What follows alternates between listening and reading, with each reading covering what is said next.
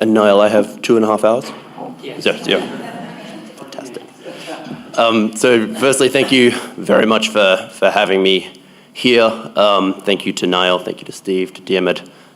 It's a great pleasure. Thank you for the introduction, Niall. Obviously, you missed what I hope is now immediately apparent, but the most important part of my biography, which is that I am Australian.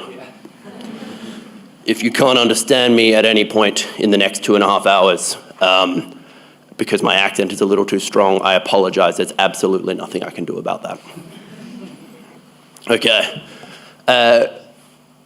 We've got about half an hour, and I thought that perhaps we could spend that time talking through three things. On the one hand, the health impacts of climate change. On the other hand, some of the opportunities or ancillary benefits that might come from a response to climate change. And then thirdly, maybe place those two concepts in context where we are a month to 2 months out from the next round of negotiations within the UN Framework Convention on Climate Change. How does that sound?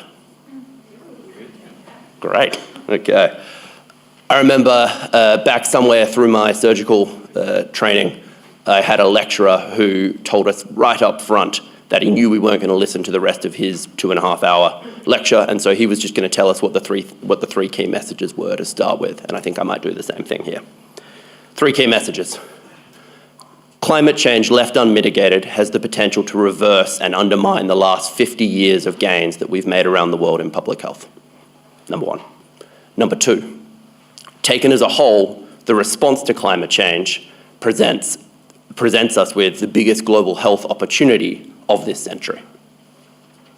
And message number 3, whether we move from climate change as a threat to climate change, to the response to climate change as an opportunity, is now no longer a question of technology, of technical expertise, of economics, of finance. It is now entirely a political question. Those are the 3 key messages. Thank you. Okay. I'm going to talk through those 3 key messages using something that's familiar to me, because that's the easiest way to do it. From my perspective, I'm going to talk about a series of collaborations that the medical journal, The Lancet, has been engaged in over the last decade or so. It's had an active interest in exploring and understanding and reporting on the links between public health and climate change. And it does that in the way that a medical journal, of course, does, which is to present reports. It's done a number of these in 2009, 2011, 2015. And in 2015, when we launched our 2015 Lancet Commission on Health and Climate Change, we sat down with the editor and realized that this sort of one-off approach probably wasn't quite cutting it. And so came up with a new concept, something that we call the Lancet Countdown on Health and Climate Change. The countdown brings together many of the fine institutions you see up there, many of the world's leading bodies on either climate change or on health, public health, and looks to track a series of indicators. We track 40 indicators of different aspects of the relationship between public health and climate change, and we report on those every year in the Lancet. And we report on those 1 year before COP, which means that we have a publication coming out in 37 days, 37 and a half days. 37 days and 8 hours. And so I'm going to talk through some of those. I'm going to show a couple of preliminary findings from what we're about to publish in the Lancet. Are we live streaming this? Fantastic. So my communications team watching this will be having a heart attack now when I tell you that I'll be showing some of those slides, but that's okay. And we're going to talk through this very broad, very unhelpful diagram. I'm full of unhelpful diagrams. It's a very broad conceptualization of the links between public health and climate change. Up the very top, we have greenhouse gas emissions, working through to sort of the blue, the orange, the pink, and the yellow of various changes in the environment. It's probably pretty difficult to see, and I wouldn't worry too much about that because as I said, it's an unhelpful diagram. What it does do, if you have the time to go through and look, is as you mouse over on our website, each of those arrows, you start to see the papers and the studies that come up that demonstrate and best sort of elucidate those links. But when we're talking about the links between public health and climate change, we conceptualize these into the direct and the indirect impacts. In terms of the direct impacts, these are the impacts of climate change on human health that come directly from changes in weather. So we talk about changes in the strength or in the frequency or in the location of extreme weather events like heat wave, like flood, like drought, like storms. And we talk about the impacts that has on human health, whether that is direct injury, whether it's spread of waterborne diseases after a flood, whether it's the sort of transitional health impacts that you see from a drought in terms of malnutrition. And that's then when we move on to those indirect impacts. The indirect impacts of climate change on human health take those changes in weather and they look at what happens when that interacts with social systems and with other environmental systems. And we start to see changes in the pattern of the spread of vector-borne diseases. We start to see changes in the burden of vector-borne diseases. Or we start to see the breakdown of social structures when as a result of the drought that we were just talking about, a certain area of land becomes suddenly unviable because the sort of arable land there that was previously supporting the population and supporting their health is no longer quite what it used to be. And you end up with all of the health impacts that you might see from there in terms of malnutrition, the stunting, and I'm sure that Jody can talk to us a little bit more about that. But then also potentially migration. Populations have to move in order to seek out the kinds of environmental health services that we take for granted. This is where I'm going to start to show some of those diagrams that I probably shouldn't show. What we do is we track a whole series of links between public health and climate change. Here we show two that we're reporting on.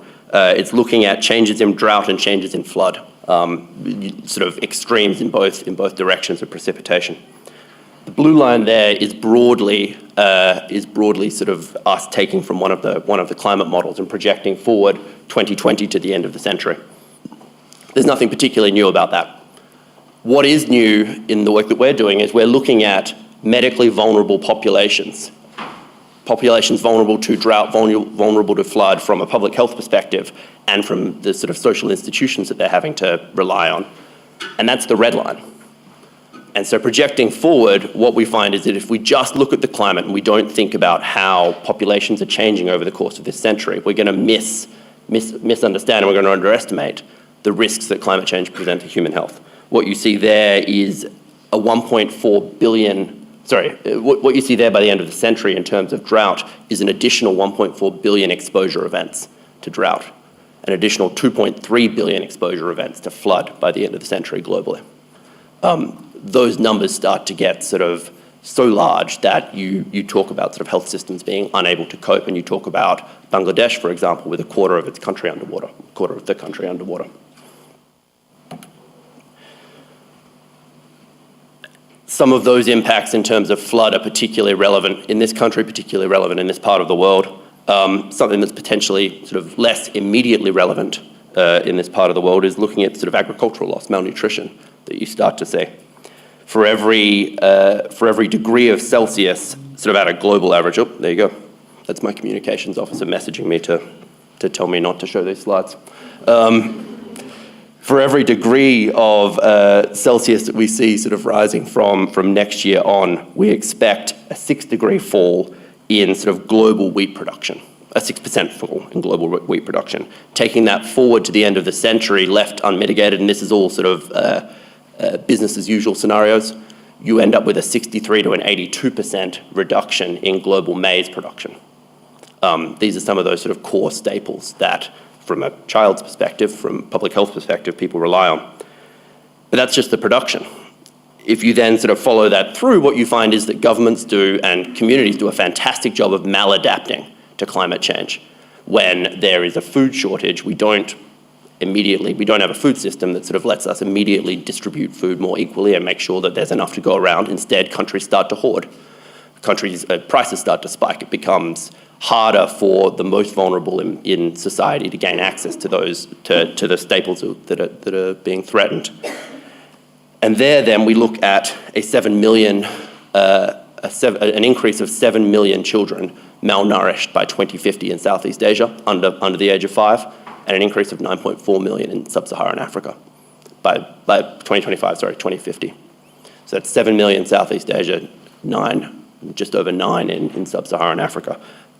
Again, the sorts of numbers that you start to talk about, it's sort of difficult to conceptualize because they start to dwarf the scale of what we've already been talking about or already facing in global health. And I think that for me is one of the key messages that comes up when you start to look at this, is that climate change acts as a threat multiplier for many of, if not all of, the challenges that we are already facing and already tackling in global health. This here does a similar thing to the precipitation graphs I was showing before. The orange line there, with the one difference that we're now looking historically. Before we were projecting from 2020 to 2019, now we're talking about 2000 to 2016, to the year that's been. And we're looking at, in this case, change in the length of heat wave. And we have similar graphs that we report on in the countdown that look at change in exposure for different vulnerable populations to heat wave. The orange is what you would expect to see if you were only interested in where heat waves are occurring around the world, independent of where people were, independent of where land masses were, and independent of where vulnerable populations are. The blue is what happens if you start to aggregate that up and look at what's happening to the sort of populations that are exposed. And all of a sudden, things become far more concerning. Not that they weren't concerning before. There, built into that, we build in a 12-point criteria is what we define as medically vulnerable. But it's basically things like children under the age of 6 months old, adults over the age of 65, any person with end-stage CKD, people engaged in outdoor manual labor as part of subsistence agriculture, so primarily reliant on that for their livelihoods. And then finally, just to draw out one more of those different sort of health impacts of climate change, we talk about the spread of vector-borne diseases. And things get pretty complex pretty quickly, because I'm sure there are people in the room that know much more about the spread of vector-borne diseases than a surgeon from Australia. But we end up with all sorts of things that change the way that it spreads, whether that is the reproduction cycle of certain mosquitoes, whether it's the way that the pathogen within the glands of that vector sort of multiplies and changes, whether it's just changing the fact that normally in Brazil, Aedes aegypti, the principal carrier of chikungunya, of dengue fever, and at the moment of Zika there, whether it's simply changing the fact that normally it has to get to a certain sort of temperature for Aedes to come out, and they're pretty sensitive to that, so it has to cool down a little bit. Normally Aedes starts to come out in parts of sort of urban Brazil around 10 o'clock at night. And by then most of the population has gone to bed, hopefully, or not. As you start to see climates changing, you start to see that temperature, that sort of temperature window shifting, and you start to see Aedes coming out earlier.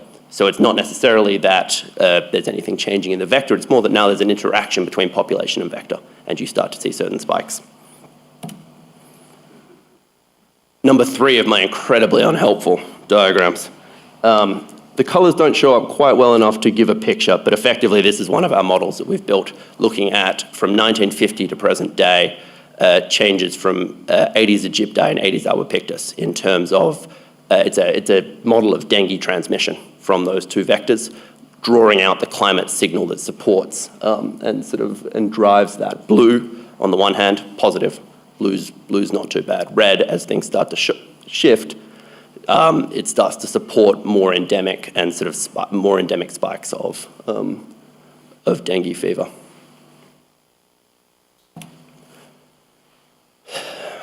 Back to my unhelpful diagram.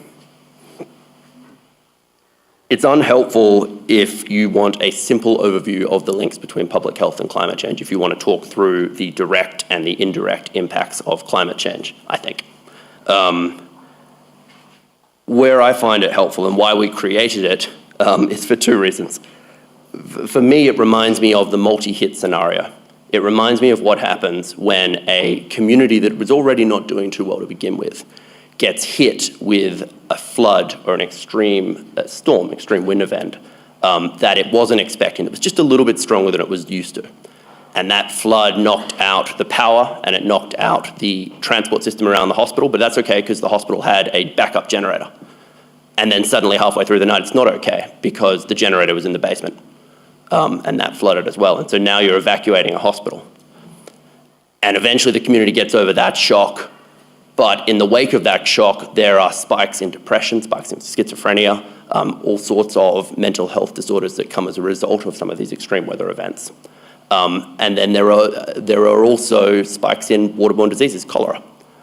And then 6 months later, exactly the same event, 12 months later, exactly the same event hits again. It's normally an event that hits once every 10, 20, 50 years, but it's coming more and more frequently. So this reminds me of the multi-hit scenario where you see the spread of infectious disease, where you see some of those downstream effects, where you see increases in the strength, severity of extreme weather events on one community, and you start to wear away at the adaptive capacity of that community. You start to wear away at the health system's ability to respond. And it also reminds me of my first key message. Left unmitigated, climate change has the potential to undermine the last 50 years of gains in public health globally. Okay. That's only half of the story. And as Niall said, we're here to talk about the threats that climate change presents to human health, as well as the opportunities. And these 5 are going to help us do that. We're going to talk about some of the health benefits of a response to public health, to climate change. We're going to do that using unhelpful diagram number 3.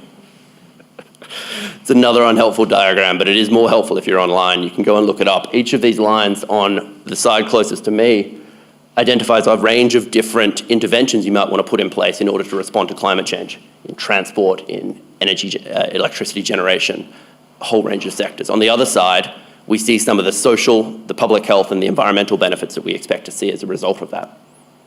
And you can mouse over each of these and you can figure out what some of those studies look like. It's not a comprehensive overview, but it does provide a sense of the weight of evidence that we have behind some of these co-benefits. And much of the response is positive. It turns out that when we sat down in 2015 with our engineers and our economists and our political scientists and when the doctors said, what do you want to do to respond to climate change? Much of it just looked like common sense public health interventions. They were things that we were trying to do anyway, that doctors and public health professionals and nurses and the rest of the allied health profession had been trying to do anyway for a very long time. And so this is where we sort of talk about the health co-benefits of mitigation. Okay, so this is a diagram in light of World Environment Day focusing on indoor-outdoor air pollution. This is a diagram of, on the y-axis, annual mean particulate matter smaller than 2.5 micrometers. So annual mean air pollution for one sort of component of air pollution. And on the x-axis, GDP per capita for the world's global cities. It's one of the studies that we sort of draw out in the countdown and add to. That dotted line there is the WHO's recommendation for safe levels of outdoor ambient air pollution. So the rest of the world is not doing too well. Thankfully, Australia actually does very well there, and I'm sure that Galway probably does fairly well there, but I don't want to speak out of turn or speak of what I don't know. We see a huge problem in terms of outdoor ambient air pollution around the world. Globally, for total air pollution, estimates range somewhere between sort of 6.5 to 5.4 million deaths every year. Probably towards the higher end of that range. And when you look at the source of those deaths, when you look at the source of, particularly in the case of outdoor air pollution, those deaths, you fall in 2 sectors. You fall in transport, and principally road transport, and you end up looking at electricity generation, and principally coal-fired power. And you end up talking about the 800,000 deaths in India and China every year that result from particulates and other heavy metals, and heavy metals from coal-fired power alone. And that's where you end up talking about some of these health co-benefits, because it turns out that responding to climate change, one of the easiest, earliest things that high-income countries, middle-income countries, and even increasingly low-income countries should be looking at doing and are looking at doing is phasing out coal-fired power. It's something that the United Kingdom announced it was going to do 2 days ago, I think. And increasingly we're seeing countries all around the world starting to take this nice, easy, early step. And it's easy for a few reasons on the energy and the electricity generation side, but it's much easier when you just consider the public health impacts or the public health benefits that you start to see from a reduction. And so when we look at how the world's doing, the work that the Countdown does is we track. We have up to 2014 on this slide, but we'll publish in a few weeks up to 2016. We start to see some changes. So we see there, broadly, the world has been decreasing its reliance on coal-fired power. Two countries have dominated the increase recently, India and China. When we carry forward another 2 years, that green line starts to fall further. And we see that China is starting to take some very impressive steps to reduce its reliance on coal-fired power, but so is Europe. France has announced its intention to phase out the last of its what's left of a coal-fired power plant, the United Kingdom, and a number of other countries. Not every country though. Germany still, Poland still, heavy reliance on coal-fired power.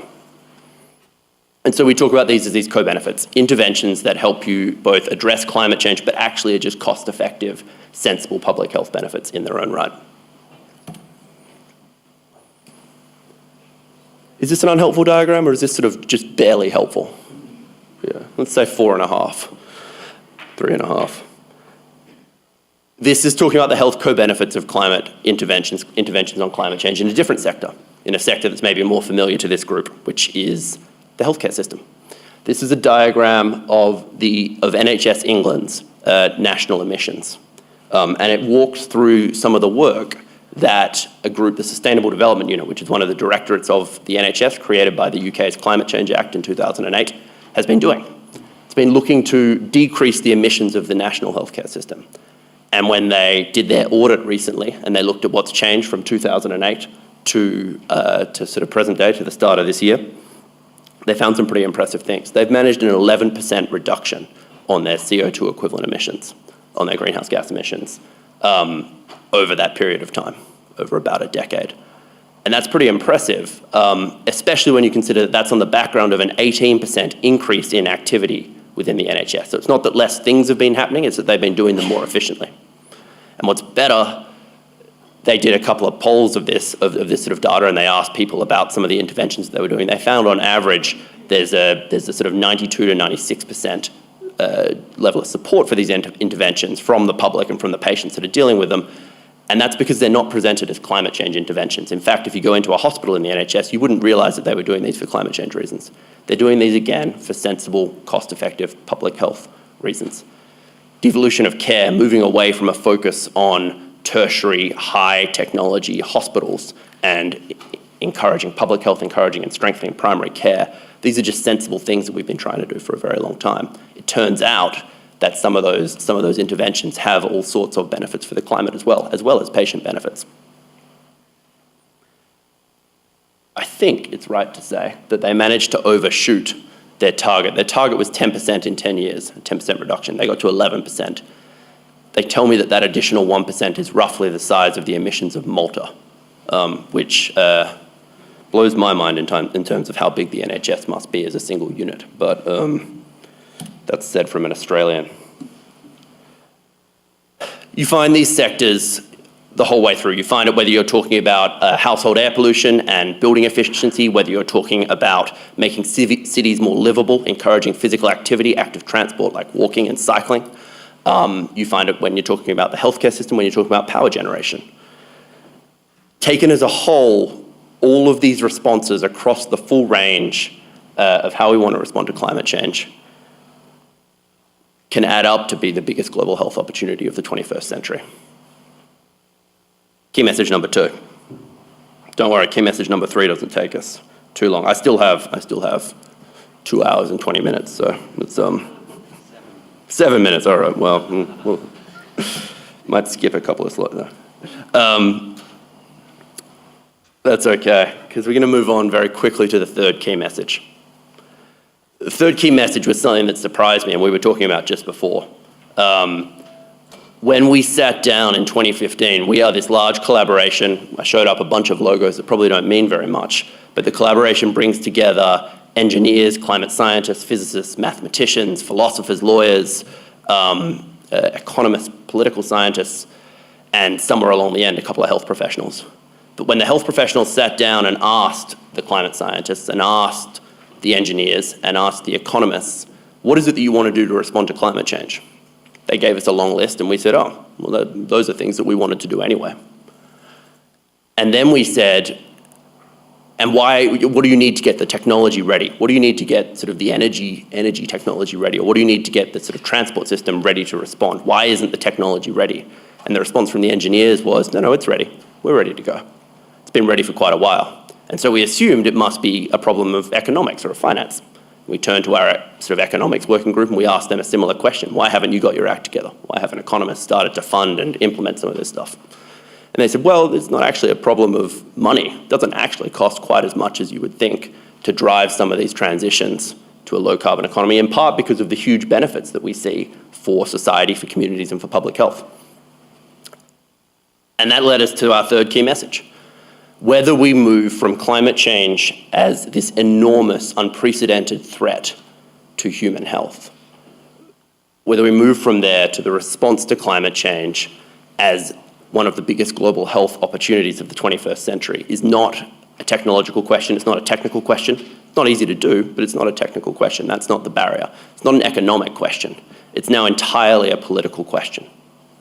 Whether we make that transition is now entirely a political question, and that places us firmly 2 months out from COP23, from the world's climate change, sort of annual climate change negotiations coming up.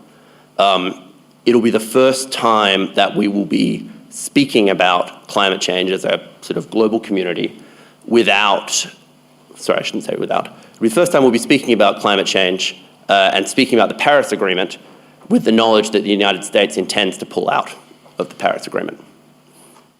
And that's an important moment. It's going to be a difficult set of negotiations and a difficult set of discussions, but what's more important there is that the rest of the world continues to act as they have. When the United States pulled out from the Paris Agreement or announced its intention to, I was sort of initially pretty upset. That lasted about 6 hours until I woke up the next morning and read the news and started to see shows of support from 150 other heads of state about their commitment to the Paris Agreement, and started to see sort of discussion we saw from the former executive secretary of the UNFCCC, this fantastic line that the direction of travel is set. All of the countries around the world are moving as fast as they can in a direction in terms of responding to climate change. And I think it's just particularly important to note that we're going to start to see that come up and come into question again in 1 or 2 months, and anything that can be done through the National Climate Dialogue, anything that can be done to have a show of support for the Paris Agreement and for continued implementation, regardless of other sort of political uncertainties, I think is incredibly important. In terms of our part and what we're looking to do, 1 week before COP23, on the 31st of October, we're publishing, this isn't quite an unhelpful slide, but it's not particularly helpful, a series of indicators, 40 indicators of different aspects of the relationship between public health and climate change. We look at the health impacts of climate change, the exposures and the vulnerabilities that we see around the world, and we publish this on a national level. We look at the extent to which health systems are adapting and responding to climate change, and the extent to which cities are responding to the health threats that they see. We look at some of the mitigation actions and the health co-benefits of those mitigation actions, and we publish this around the world. And then we look at the economics and finance to enable that, and finally, the political and the broader engagement. It's an opportunity for, I think, it's an opportunity for the world to start telling some of these positive stories. Some of the messages that come out of this when you take a global look at that are incredibly positive. We see these glimmers of hope in coal phase out. We see these glimmers of hope in uptake of electric vehicles starting to hockey stick. Don't get me wrong, there's plenty more work to do, but it's not quite as negative and not quite as depressing as you might think if you turned on the news every day and had a read of what's happening in climate change. But there is still a fair bit more work to do. Anyway, I'm going to end there. I had 3 key messages. The health impacts of climate change have the potential to undermine the last 50 years of public health. The response to climate change could be one of the greatest global health opportunities available to us for this century. And whether we move from threat to opportunity is now entirely a political question. Thank you very much.